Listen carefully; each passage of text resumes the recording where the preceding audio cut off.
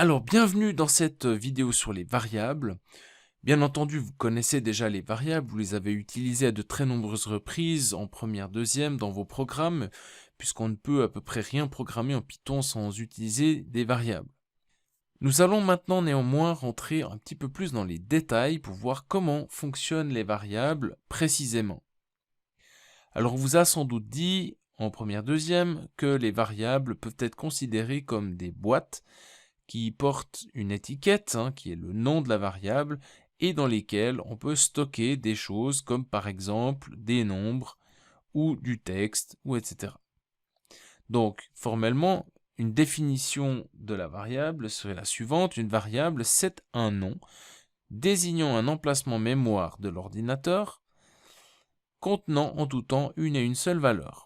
Donc l'idée de ces boîtes, c'est des boîtes un peu spéciales dans lesquelles je ne peux mettre qu'une seule chose. C'est plutôt des cases, c'est des emplacements mémoire. Ces emplacements mémoire dedans, je peux stocker un certain nombre de bits, c'est-à-dire un certain nombre de 0 et de 1. Et ceci fait en fait la valeur qu'il y aura dans la case. Alors prenons un exemple, admettons que dans un programme, on dise x égale 42 comme ceci. Ça veut dire qu'on va mettre 42 dans la boîte x, selon le modèle que l'on vous a enseigné en première, deuxième. Ensuite, si on fait y égale x, ça veut dire qu'on va créer une deuxième variable nommée y, dans laquelle on va mettre la valeur qui se trouve dans la variable x, c'est-à-dire la première chose qu'on fait, c'est de prendre x, on remplace ça par 42, et puis ensuite on met 42 dans la boîte y, comme ceci.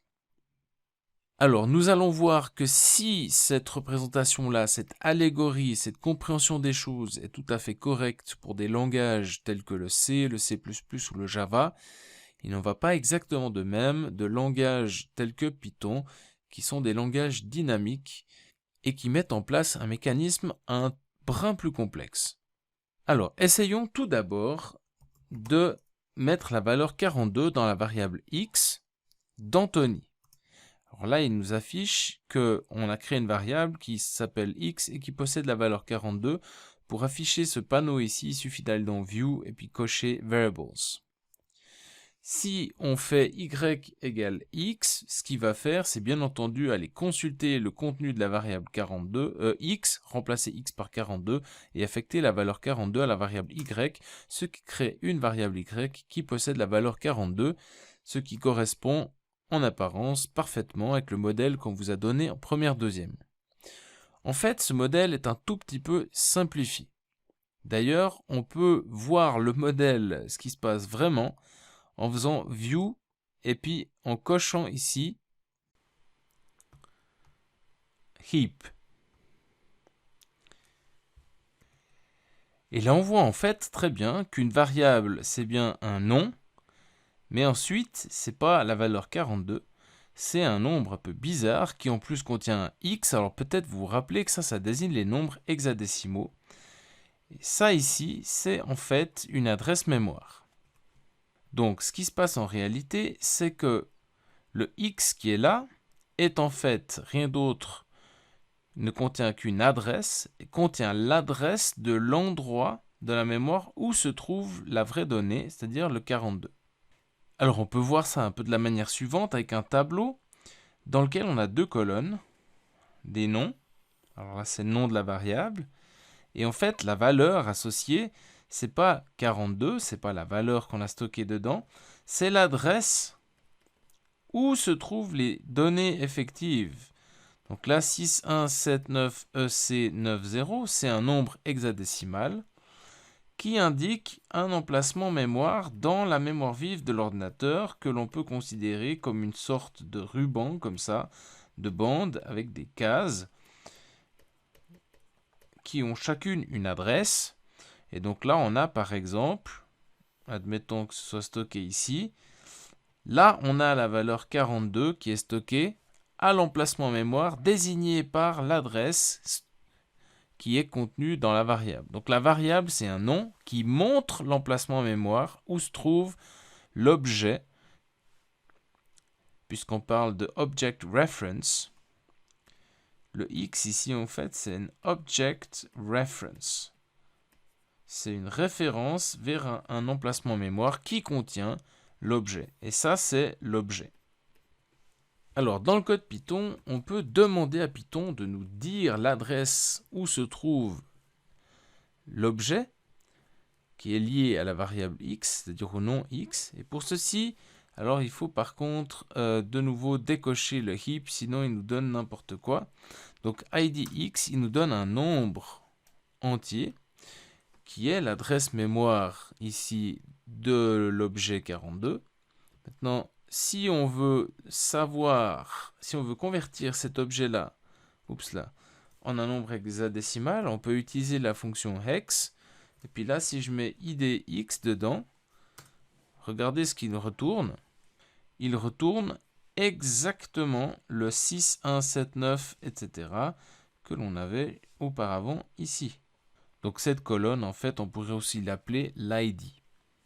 Alors, chose intéressante, si on demande l'id de la variable y, qui est normalement une autre variable, d'accord, dans le concept que l'on a ici, eh bien, il s'agit en fait, bien entendu, d'une autre boîte, donc normalement un autre emplacement mémoire.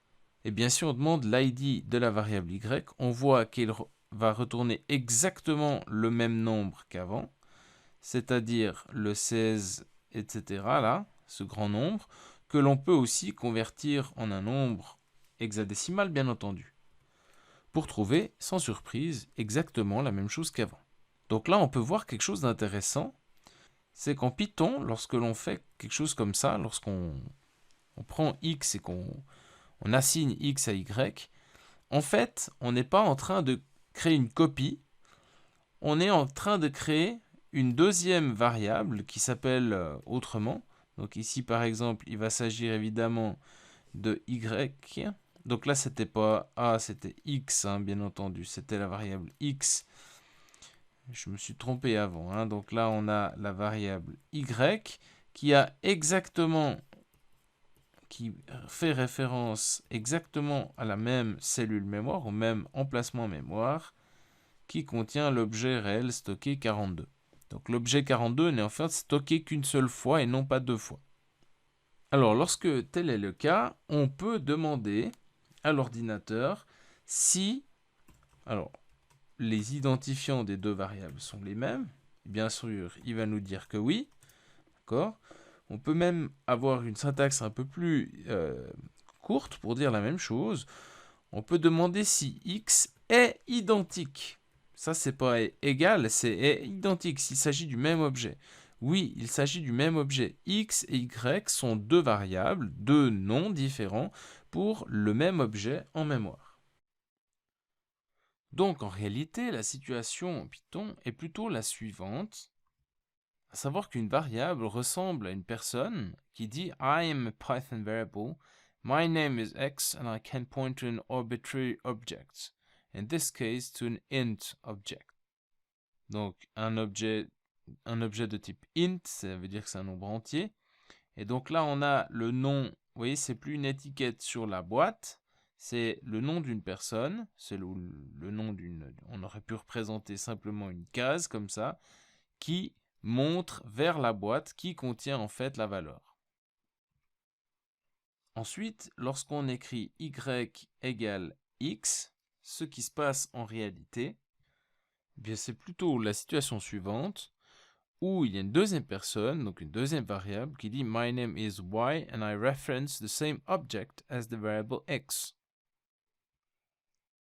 Et donc la question maintenant est, que se passe-t-il si on écrit y égale 78 après les deux premières instructions? Eh bien, faisons-le d'Anthony.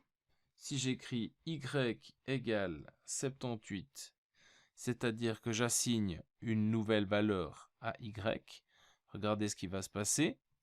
Tac. Ici, on voit que l'adresse de y a changé. Cette fois-ci, on est en 0x6179EED0. Donc, on a changé ici, en fait, L'adresse, ça veut dire qu'on n'est plus en train de montrer cet emplacement mémoire-là, mais un autre emplacement mémoire où il y aura la valeur 78 à l'intérieur.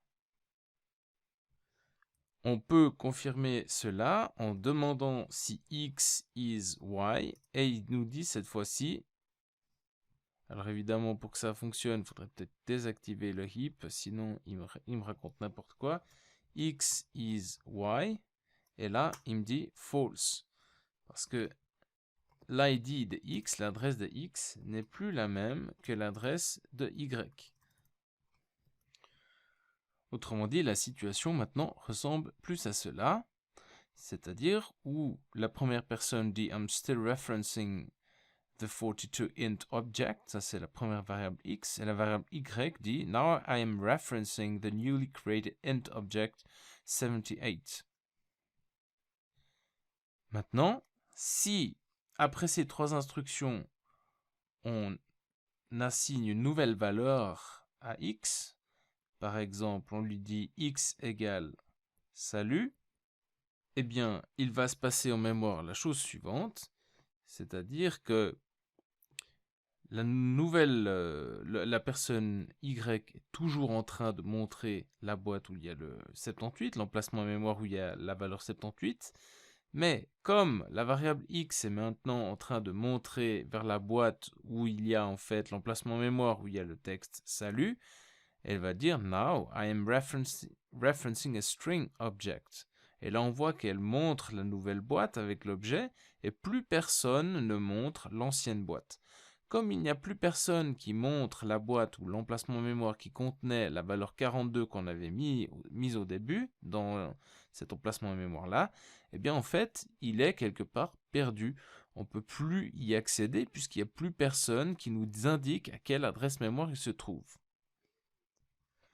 Alors comme cet objet n'est plus référencé, ça devient une sorte de détritus et donc il y a un ramasse-miettes qui vient, en français on appelle ça le ramasse-miettes, en anglais on appelle le garbage collector, qui va en fait libérer la mémoire qui avait été attribuée à cet objet qui est maintenant référencé par plus personne et donc parfaitement inutile.